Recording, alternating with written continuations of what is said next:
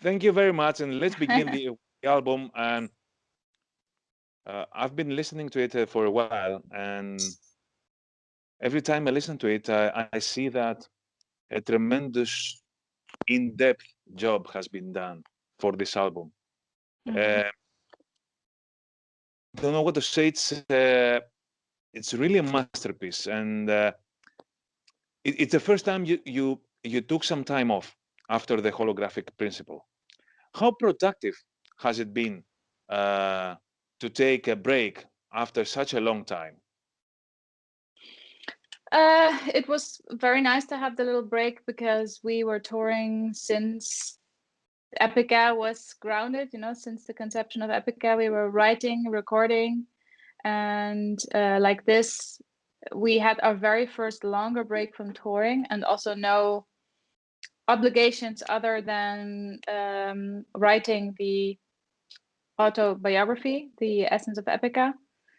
And it was nice to finally be home with family and friends. So by the time we started working on Omega again, we were all very refreshed and motivated. Yeah, we were energized. We were not exhausted from all the touring. So it has a positive effect on the music. And yeah, it was the Bearing, right choice to do that. bearing in mind that you live in Germany, Yes, Isaac lives in Belgium, is it yes. so? And the other guys live in the Netherlands. How was it not to see each other for a few months? uh, well, time flies by, and it's okay. I mean, we were still in touch via Skype and email. But yeah, I guess now that we have like a second sabbatical, a forced sabbatical because of the pandemic, now we really miss each other, because we were after the sabbatical was a conscious choice and everybody was happy with that. And now we are basically ready to tour again and we can't. And we haven't seen each other that much already this last year. So yeah, the sabbatical Um, okay, now it's like let's we all want to go back on the road.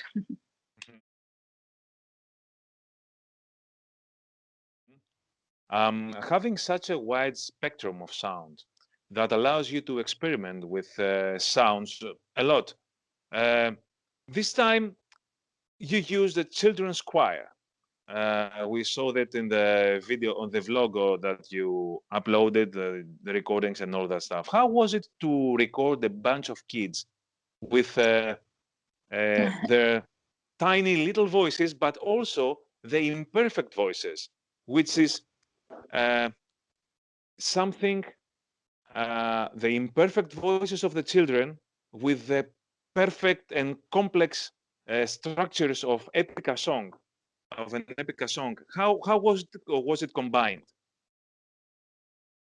Well, the idea came from Kun, and Kun is our keyboarder, but he also writes songs, and he's responsible for the choir, the writing of the choir score, and he's also there when the choir is recorded, arranging also the melodies and the choir parts. So one of his wish list items, like from the bucket list items, was to work with a children's choir because there's something very special about working with a children choir because, like you said, it's not perfect, but that is the charm of it as well. It is like innocent at the same time.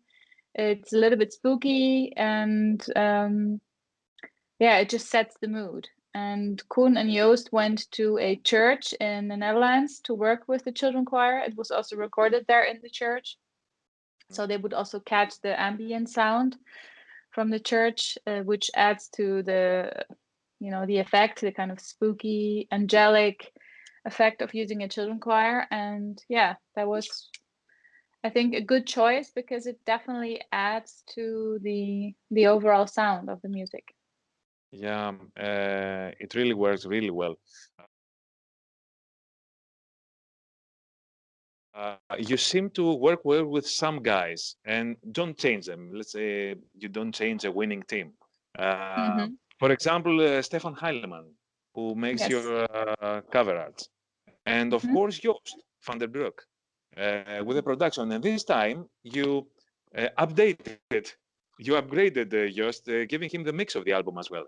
Does it have to do with the fact that he's a keyboard player and Kuhn makes lots of arrangements and all this choir stuff, and Jost being a keyboard player himself, they work better together? No, that was not really the reason. It was more that Joost has been working with us since Quantum Enigma, so for about 8 years now, I would say. And the first album where he he made the mix from was the Attack on Titan EP. He did the mix for that, and after that, when we did the re-release of Design Universe, he also mixed that. So we gave him, he had the chance to grow with Epica, to evolve, to become better, and to practice before giving him a full-length studio album to mix. But he knows the songs by heart. He's there from kind of the beginning when the songs are just demo stages, and he knows the music so well that he knows which place, which instrument, which layer of music gets in the mix. And mixing a band like Epica is not easy. It's very challenging. There's so many layers. There's so much going on. But Joost managed to still have a very transparent sound that despite of everything that's going on, you can still hear everything. And it's not this wall of sound. It's also not overly compressed. So it is easier on the ears to listen to as well. And I think he did a great job. I highly recommend these vlogs that you have uploaded on YouTube for the people to see the depth of Epica's music in this album. If someone listens to the album and then sees the vlogs, the video blogs, they will surely be astounded by the depth of the job that has been done. How did you decide to write the third part of Kingdom of Heaven? Uh, as the first part was written in 2009 in Design Your Universe, and the second in the Quantum Enigma in 2014. It takes a break, and then you release another part, something like this. Yeah, but that is Mark's decision. I mean, he started with Kingdom of Heaven, the very first one, back on Design Universe, and it's one of our most beloved songs by the fans, next to Cry for the Moon, I guess. It's also a popular Epica song. And yeah, for this album, Mark wanted to write the last part of his Kingdom of Heaven story, which is now a trilogy talking about science and spirituality, that they have to come together to find the true meaning of life. And this is now the final part of that trilogy. So yeah, And that's a this chapter closed. specific, yeah, this specific song has a tremendous musical part before the final bridge and chorus, something that is used in your latest albums. But is this the result of the even more loose and out of the box and out of the limits uh, thing that your writing has become? You think out of the box, and you write very loosely, I think. So it allows you to expand your musical borders. Yeah, Kingdom of Heaven is definitely a surprising song. It's very long, and you have to keep the audience interested. If you just use the normal song structure, it becomes, you can you know what to expect, and that's a thing we like to do. Throw in some little surprises to catch the audience off guard, and that's what I also love about the song. And for me, bands like Opeth have always been a big inspiration because they are masters at doing that, like throwing you off, like suddenly hitting you with a total different riff, melody, structure. Um, and in songs like Kingdom of Heaven, that's something we can do. We also did this with Abyss of Time. Like the mid part is also completely coming out of nowhere and is like a surprise. So yeah, the song was written by Mark and Isaac as well. Isaac helped Mark give the song more structure, and of course the rest of the band as well. And it's a monster of a song, but it's one of my favorites of the album. Mm-hmm. You know what I noticed is that sometimes the verses vocal lines are even more addictive than the choruses. Do you agree that when you have a great verse makes makes it makes it to create an even better chorus more difficult? Oh, I don't know. This time we approached the vocal line writing of the vocal lines a little bit differently compared to the past. We started working on it like in the earlier stages of the demo writing phases. So not at the end when the demos are completely done and then okay, let's do some vocal lines. Like this, we created more room for the vocal lines, which gave me more options to experiment, and it was not so limited as if I would do it at the end of the writing process. And we adapted the songs here and there a lot also to fit the vocals better because that's something that kind of got lost for on the holographic principle. It was so full that by the end, when I had to start writing vocal lines, it was impossible to almost impossible. We did it, but it was almost impossible to still create a nice vocal line on top of all the musical layers.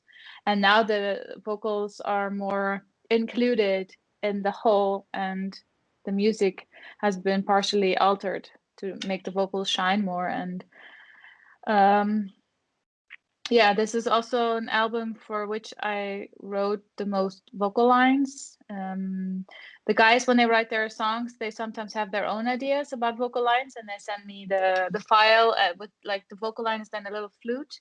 But I always ask them to send me the file without their idea as well, so I can first come up with my own ideas before being influenced by their ideas. Because then you're kind of stuck. Then you already know what's going to Yeah, happen. You know what's in the little like surprise this. egg, and you cannot undo it anymore. Mhm. Besides that, they are not singers, so they think as instrumentalists, and it's different for a singer to come up with a vocal line than an instrumentalist. And besides that, we also worked with Sasha as well and Joost. And when we were meeting up together at the house in the Netherlands, we had like little writing sessions. So everybody had their own home studio. Rob and Arjen were in the kitchen. Joost was in the living room. So every once in a while, one of us, like the main writer of a song, and me would sit together with Joost to work on that particular song and to record demo versions of the songs. Of course, this pandemic has affected the whole procedure of the recordings of the new album. As for Mm-hmm. example, you recorded in Germany, although everything was planned to record with Joost in the Netherlands. How this Mm-hmm. whole thing affected this procedure, apart from the obvious that you were obliged to record in Germany and find another studio on the spot. Well, everything was recorded by the end of February, except the vocal lines, and that they were scheduled for middle of March, and that was when the first lockdown came. So Mark lives in Sicily, and he stayed there and recorded in his home studio, and I recorded in a studio close by to my home. I could only do that like in the morning, so we have a son, so he would have my husband would take care of our son. I could record my vocals, and then I would come back in the afternoon, and then my husband would go to work. That's how we did it, and it worked out. It worked out well. Joost was there on Zoom, so he could hear me, I could hear him, we could communicate, and after each vocal session, we sent the files to him so he could incorporate it in the music. Mm-hmm. It's not the first time that you use Greek words. For example, you had the eidolon called idolo in Greece, in Greek. You have omega. Omega, how it's called in Greece, is the last uh, letter of the alphabet. You have Gaia, which is yeah in Greek, and Alpha, of course. What does this omega thing mean? Does it have a kind of a loose concept?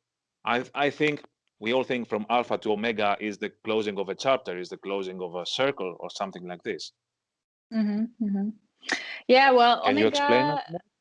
Mark was inspired by a theory that is called the omega point, and that is Mm-hmm. the spiritual belief and scientific speculation that everything in the universe is like coming together to the point, like the spiral to a point of divine unification. So that would mean that when the Earth is reaching the omega point, everything becomes one with divinity, and you have the Big Bang, the creation of the universe, and the omega point is where everything gets together, and it's the end of the universe, so to speak. So that was inspiration for Mark to write partially his lyrics about. The original idea was to name the album The Omega Point, but we went with Omega because it's nice and short, like Epica, Omega. And in the past, we always had these super long album titles, like The Holographic Principle. It's always a mouthful, and Omega is such a nice and powerful word. It has the exact same letters as Epica, Epica, Omega, so we could do some fun things with that as well. But it's the end of the story and not necessarily the end of Epica. That's what some people thought, that this would be the last Epica album. But that's not true. It's kind of tricky. When you say Omega, you mentioned that the little tricks, you can do little tricks. You have already started the promotion of the album by doing some very nice competitions every day. And you ask from the fans to get into social media and YouTube and everything. Can you explain us more about this thing? You only do competitions, or you offer some more things? For example, I think so far, it's the 3rd of February. Right now, you have given some gold vinyls. And I don't know what was yesterday. I don't remember. But something with the drums. What kind of things? Yeah, the drums. Yeah. What kind of things will you give away for the fans? Well, if I say that, then the surprise will be gone. Then it's it won't be a surprise. So it's going to be only in competition stuff, or something more? Only giveaways? But what do you mean, like competition? Because it is a competition. People have to enter their email account. That's the only thing they need to do, and then we just pick some winners. And you offer things. Okay. So it will take the whole February until the release of the album, the 26th. Every day something will be coming. Fantastic. Yes. Fantastic. That's a very, very good idea. And when I saw the video clip for Freedom, the Ghouls Within, which is a very addictive song. I think I've heard it 6 or 7 times in a row. When I first heard it, it was kind of, whoa, what is it? And I was surprised. I was surprised that you shot a video without any band member being shown, and you did this avatar kind of video clip. How did you reach this idea? How did you do this? Well, Koen knew this animator, I guess, called Bram Knoll. He's a Dutch guy, and he by accident came across the work of Bram Knoll, and he has a very unique style. And the story of this song is very good to create an animated video. And we already recorded the Abyss of Time video, and this was like created simultaneously.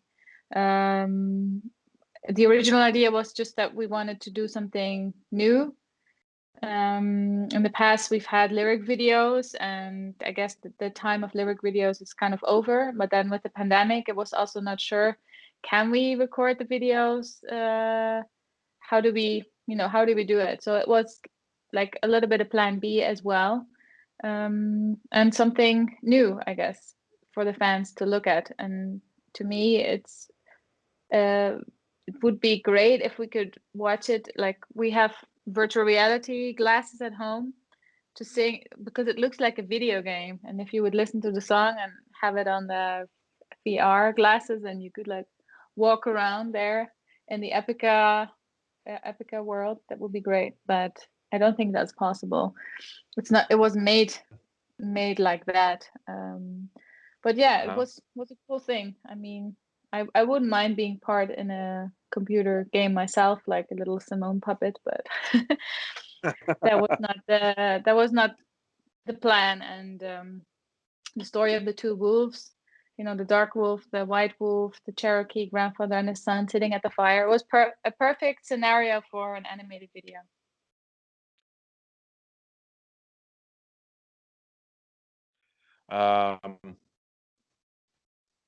With the MeToo movement being huge, was a prominent member of the community, have you faced any kind of harassment or abuse being a woman in a man's world? Simple as No, not necessarily by my colleagues, but more in general by fans being harassed because people think they can touch you, because they know your music, they know you as a person, and then they think they can just grope you and touch you without asking permission. And that's something I find sometimes difficult because it can be a lot during a day that people want to touch you all the time, and I'm at the end also human, and I have clearly spoken a couple of times that I don't like it, and people take it the wrong way, and that's also kind of harassing, I find. yeah, and annoying, perhaps.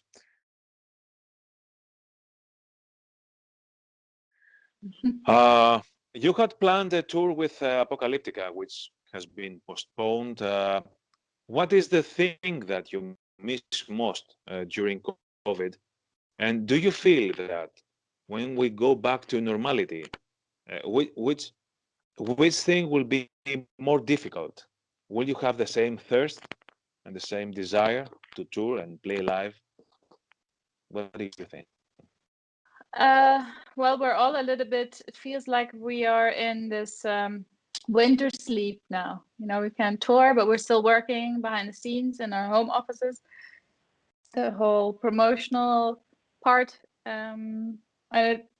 It's going to be weird being on stage again, but it's something we've been doing for the last 18 years. And by the time we get back on stage, I think it's going to feel like natural again. That it's still in you, but it's sleeping, so to say. So by the time we are allowed to go on stage again, I don't know how it's going to look like, what the rules are, the measurements.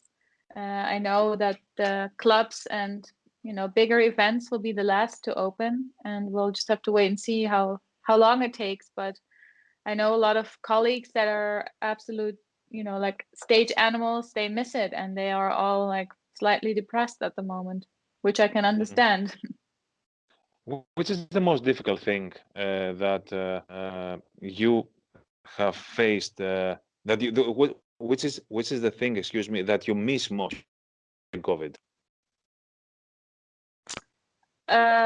Yeah, being on stage, traveling. I love the diversity of traveling and being somewhere new at every day, and singing on stage, because singing at home and or doing sports is nothing compared to being on stage, singing, moving, having interaction with the audience. You feel the music around you. It's just a very unique feeling, and I guess I miss that. I try to replace it with doing sports, and sometimes I just sing at home, but it's not the same. So The same. I think that with all these things, you will miss your son and your family when you go on stage again, because now yeah, your you always have to routine pay a is price. being.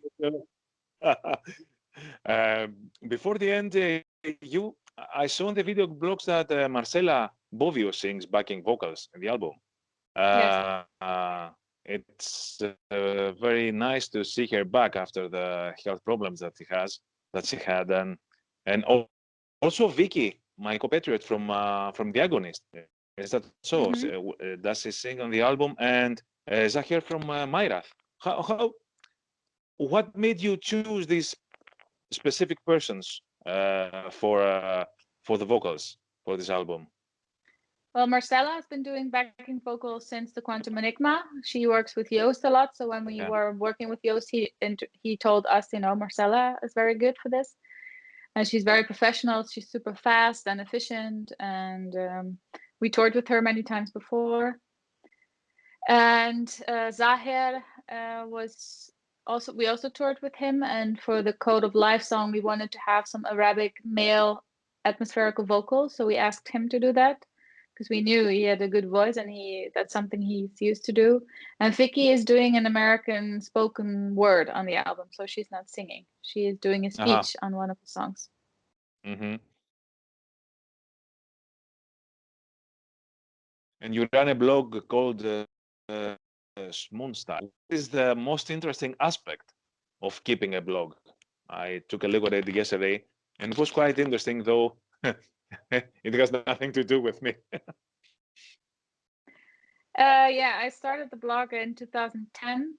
I was first writing tour diaries on the Epica website. I found out I enjoyed writing, and since I've received so many questions always about my hair, my makeup, my clothes, and I love photography, I thought I could start a blog to just share all of my other hobbies with the fans, to write tour diaries and write about all the things that I love to do in order to stay in touch with the fans, give them answers to their questions. So yeah, that's now 10 years later, and it's still very successful. It's a lot of fun, and it's kind of a second or third job for me now. So Fantastic. So, Simon, I think our time is over right now. Thank you very much for taking time to listen to talk to Rock Hard Greece. Wish you all the best with the new album and the best for the whole world with this pandemic. So we are all waiting for this thing to be over. Be healthy and be able to see you perform live. yeah, Thank you very I think much. that everybody stays healthy and that touring will be back to normal again soon. Wish you a great afternoon. Thank you very much. Bye bye. Bye. Thank you.